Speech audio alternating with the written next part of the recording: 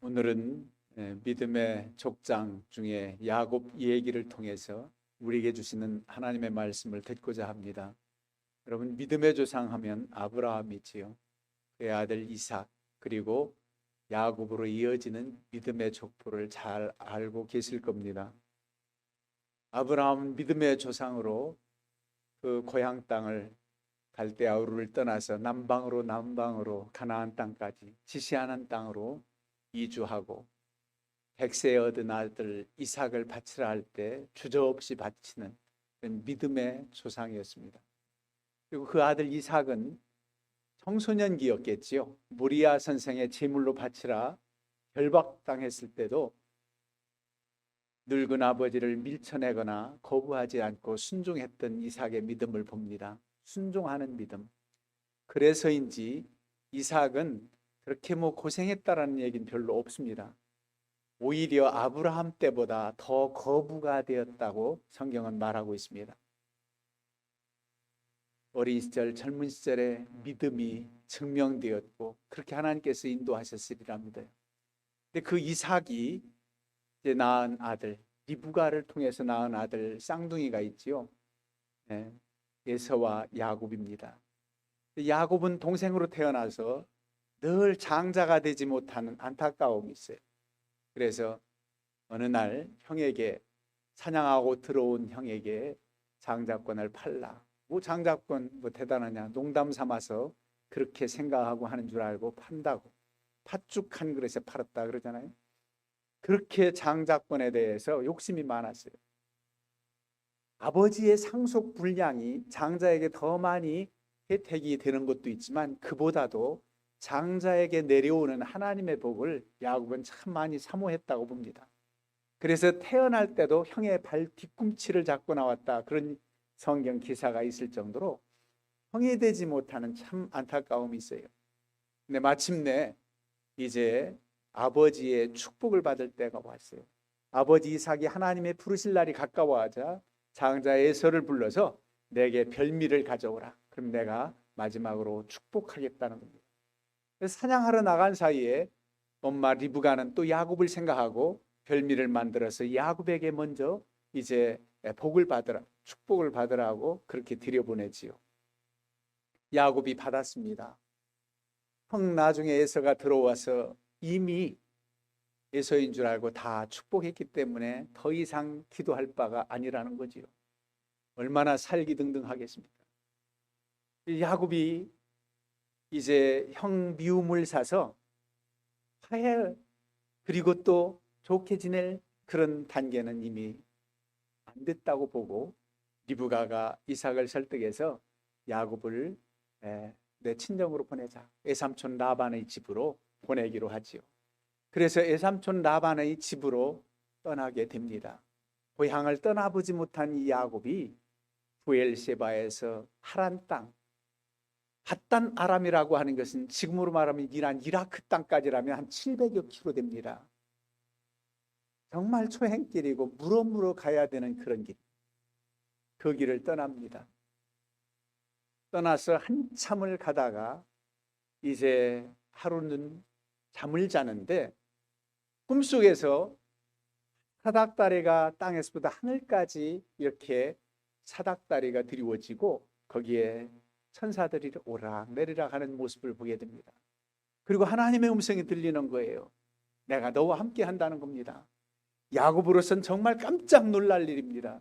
당시의 고대 근동의 사람들은 그저 자기들이 믿는 신은 수호신으로서 그냥 그 지역신, 여기 이 정도에서만, 우리가 사는 터전에서만 도움을 주는 신, 그렇게 여겼는데, 여러분, 부엘세바에서 지금 베델이라고 하는 것, 루스라고 하는 것까지는 상당히 며칠을 가서 아마 거기서 하루 노숙했을 때 하나님을 배우게 되는 거지요.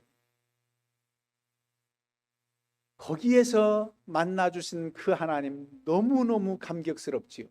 그래서 하나님께서 나와 함께 하신다, 가는 길 지켜주신다는 겁니다. 그때 야곱이 서원을 하지요. 하나님이 나와 함께 하신다면 내가 이곳에 다시금 하나님께 제단을 쌓겠습니다.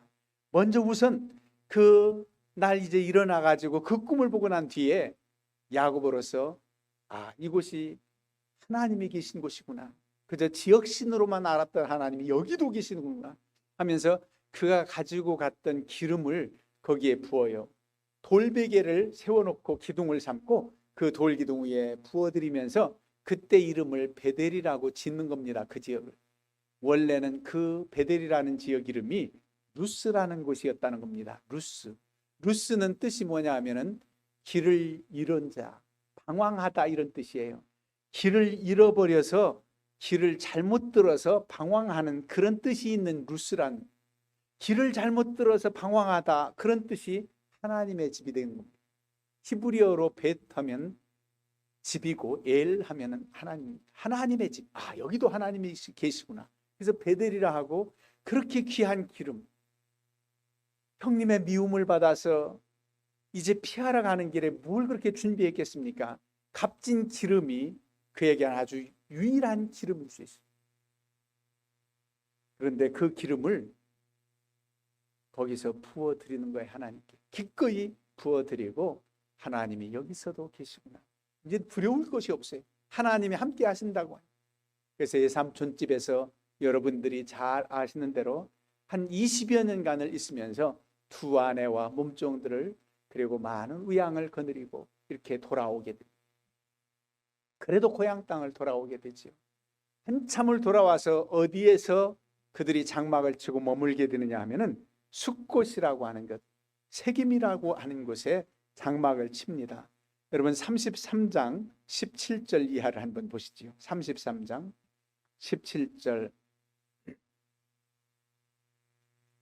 18절까지 함께 봉독합니다.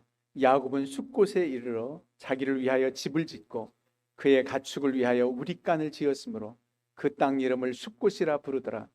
야곱이 밧단 아람에서부터 평안히 가나안 땅 세겜 성읍에 이르러 그 성읍에 장막을 치고, 장막 치고 세겜의 아버지에게서 밭도 사서 정착하려고 하는 겁니다.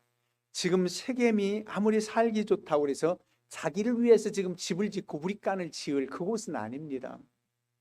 베델, 하나님께서 약속하신 그 베델, 다시 자기가 돌아오면 거기에 하나님의 집을 짓고 짓겠다고 했던 그 언약을 까맣게 잊어버리고 이곳이 좋사오니 자기를 위하여 집을 지었다는 겁니다.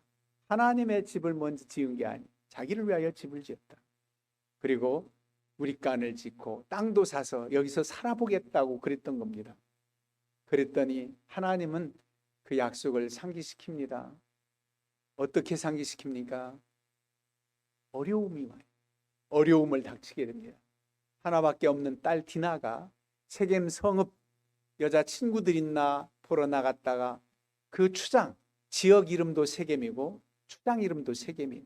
세겜 추장한테 강간을 당합니다. 그런데 강간을 당했지만 이 세겜 추장은 디나를 정말로 아내로 맡고 싶어 해요. 그래서 그의 아버지 하물이 야곱에게 부탁을 합니다. 우리 며느리감 삼겠다. 내 아들 세겜에가 아내로 주어라. 세겜 또한 그렇게 부탁을 하고, 당신들이 원하는 모든 것들을 다 내줄 테니 아내로 좀 맡게 해달라고 합니다. 그런데 그에게 아내로 줄 수 있습니까? 야곱도 원치 않고 그 형제들도 자식들도 원치 않아요. 그의 오빠들도 원치 않아요. 그래가지고 이제 큰일 났어요. 참 큰 어려운 시험을 당했습니다. 그럴 때 야곱의 아들들, 그러니까 그 오라버니들이 가만히 있질 않지요. 작전을 세웁니다.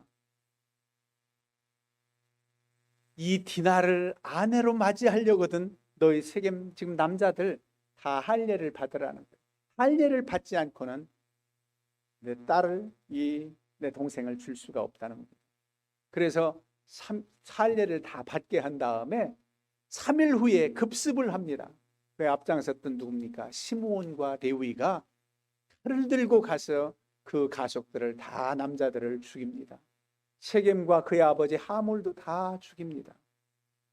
그리 편안할 수 있습니까? 그러니까 우리가 봉독하기 바로 전 34장 마지막 구절 보면은 이제 야곱이 큰일이 났어요. 가나안 족속과 리브스 족속에게 악취를 내게 하였도다. 나는 수가 적은즉 그들이 모여 나를 치고 나를 죽이리니 그러면 나와 내 집이 멸망하리라. 세겜 사람들이 가만히 있지 않는다는 겁니다. 너희들이 악취를 내게 했다는 게 살인 행각을 벌였다는 거예요. 큰일 났다는 겁니다. 그러니 자식들은 그럼 그렇게 강간한 게 옳습니까? 그러면서 반문하지만은 너무나 큰 살인죄를 범한 거지요. 얼마나 큰 두려움이 엄습했겠습니까? 이럴 때 하나님께서 야곱에게 이르십니다. 일어나 베델로 올라가서 거기 거주하며 하나님 앞에 제단을 쌓으라는 겁니다. 옛날 언약을 상기시켜 주는 거예요. 여러분, 설교 제목은 베델로 올라가자라고 결단한 야곱이의 그 결단에 가족들에게 외치는 외침을 잡았지만 사실상은 하나님께서 먼저 베델로 올라가라 먼저 찾아오신 거예요. 내가 먼저 회개하고 결단해야지. 이 어려움이 하나님과 약속했던 베델을 잊어버린 데서 연유한 거야. 세겜 땅에 머물러서 정착하는 것이 하나님 뜻이 아닌데 깨닫고 베델로 올라가자 먼저 한 게 아니에요. 하나님께서 먼저 일어나 베델로 올라가서 거기 거주하며 제단을 쌓아라 그렇게 말하신 겁니다. 여러분, 우리가 연약하고 어찌 기도할 바 알지 못할 때 로마서 8장 26절에 이와 같이 우리의 연약함을 성령이 아신다. 우리가 마땅히 기도할 바를 알지 못하나 성령이 말할 수 없는 탄식함으로 우리를 위하여 친히 간구하신다. 우리가 무엇라 기도할 수 없을 때조차 성령께서 기도해 주신다는 겁니다. 우리가 연약할 때, 낙심될 때. 그런데 죄를 짓고 범해서 하나님을 떠났을 때 그때는 어떻게 합니까? 그때도 먼저 하나님이 찾아주십니다. 감히 하나님 앞에 나설 수 없는 두려움이 엄습하기도 하고 죄 가운데 빠져 하나님도 생각지도 나지 않을 그럴 죄를 범할 때도 있습니다. 그때도 하나님이 찾아오세요. 사랑하시기 때문에. 너희들 죄 지었어. 이젠 끝났어. 절교. 이게 아닙니다. 아담과 하와도 마찬가지지요. 그렇게 선악을 알고 하는 실과 먹지 말라고 했는데 다 먹었죠. 하나님께서 먼저 찾아오십니다. 아담과 하와가 숨었을 때 아담을 부르시면서 내가 어디 있느냐 먼저 부르십니다. 먼저 잘못됐구나 하고 나아간 게 아니에요. 하나님이 먼저 부르십니다. 여러분, 우리가 하나님 앞에 잘못됐을 때, 실수했을 때, 마땅히 행할 바를 알지 못할 때 하나님의 음성을 들어야 됩니다. 권고하심을 들어야 돼요. 때로는 성령께서, 때로는 하나님 말씀이 생각나게 하시고 권고하실 때 하나님께서 나를 이렇게 깨우쳐 주시는구나 그러면서 나가요. 아담과 하와에게 있어서는 내가 어디 있느냐라는 질문이 너무 합당합니다. 하나님과 늘 함께하고 동행했던 아담과 하와가 지금 어디로 가서 숨었느냐. 하나님이 지금 어디 있는지 몰라서 묻는 겁니까? 내 자리를 왜 피했느냐? 나와 함께하던 그 자리를 왜 피했느냐? 너 어디 있느냐? 내 자신을 돌아보라는 겁니다. 지금 야곱에게 있어서는 베들로 올라가라. 베델을 내가 잊어버렸다. 이렇게 분명하게 말씀하십니다. 어린 사무엘을 부르실 때는 사무엘이 죄가 있어서도 아니고 그저 사랑하는 마음으로 불러요. 사무엘을 부르십니다. 사무엘아, 사무엘아 부르셨겠죠. 그때 어린 사무엘은 그저 대답만 하면 됩니다. 하나님이 사랑스러워서 여러분들을 부르는 부름의 음성만 듣기를 원해요. 하나님께서 나를 기뻐서 부르시는 부름. 그런데 때로는 하나님 앞에 죄를 범하고 하나님 앞에 실수하고 하나님 앞에서 마땅히 행해야 될 바를 하지 못했을 때도 부르시는 부르심에 하나님의 사랑인 줄 알고 응답해야 됩니다. 여러분, 오늘 이 시간 하나님께서 내게는 어떤 부르심으로 부르실지 깨달아지기를 축원합니다. 내게는 무슨 말씀으로 나를 부르실까? 내게 어떤 권고를 하실까? 코로나 핑계대고 하나님을 멀리 떠났다면 다시금 하나님께서 돌아와야 되는 그 음성을 듣는데도 끝까지 외면합니까? 그럴 수는 없죠. 그래서 먼저 부르셔서 이때 이제 야곱이 하나님과의 언약을 기억하며 내가 베델로 올라가야 되겠다. 그렇게 결단을 하는 겁니다. 그래서 온 식구들 집안과 자기와 함께한 모든 자에게 이르시되 우리 하나님께 올라가자. 근데 그냥 올라갈 수가 없어요. 어떻게? 너희 중에 있는 이방 신상들을 버리고 자신을 정결하게 하고 너희들의 의복을 바꾸어 입고 우리 베델로 올라가자. 물론 숫곳 이 세겜 땅에서 베델과 위치를 따져볼 때도 베델 쪽에 해발 한 300m 올라가요. 높아요. 올라가자. 하나님 앞에 나아가자. 그러면서 이방 신상들 버리라는 겁니다. 어떻게 하나님을 경외하고 축복을 받던 야곱이를 남편으로 두고 아버지로 둔 이 가족들이 아직도 우상을 가지고 있단 말입니까? 신상들이 왜 있습니까? 근데 있단 말이에요. 야곱에도 이걸 그냥 묵인한 죄가 있는지도 몰라요. 아직도 있어요. 예를 들면 외삼촌 라바 자기 오라버니 집에서 드라빔을 훔쳐왔잖아요. 라헬, 야곱의 두 번째 아내였던 라헬 훔쳐와가지고 외삼촌이 자기의 가오신 드라빔 잃어버렸다고 막 찾으러 왔을 때 안장 뒤에 딱 깔고 앉아가지고 없다는 거지요. 오라버니 지금 내가 경수가 흘러서 일어날 수 없으니 이러면서 숨겨서 가져온 신상도 있습니다. 그게 드라빔, 여러 신상, 귀고리 이런 모든 것들, 이런 것들 다 내어 야곱에게 가져옵니다. 가져와서 야곱은 어떻게 청산합니까? 근처 상수리 나무 아래 묻습니다. 아까운 것, 귀고리는 아마 귀금속으로 됐겠지요. 다 묻어버려요. 이런 것들이 문제가 아니에요.